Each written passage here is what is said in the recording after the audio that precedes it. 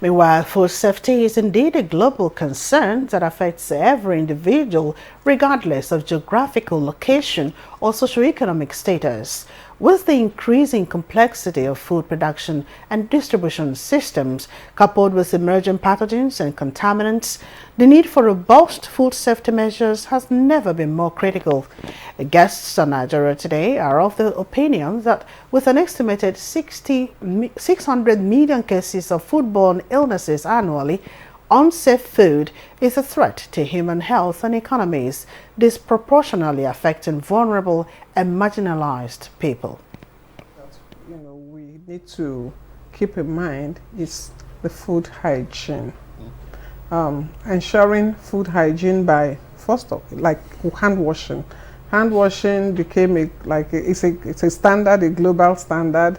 Remember, in the times of COVID, there was a lot of hand washing practices, which is really good. What's the essence? To ensure that our hands are clean of any organisms that can cause harm. So beyond the hand washing, other tips for food hygiene or food handling. Food handling is also very important. Simple tips as how to store food storage. Some of the respondents have already mentioned that, ensuring that we keep them properly. Like the grains, store them in airtight containers with tight lids. Raw foods, there are some foods that are more prone, are very predisposed to quick spoilage, like the perishables. Most people don't use thermometer to measure the temperature at which they cook their food. One of the best ways is to use the time that you use in cooking the food. Okay.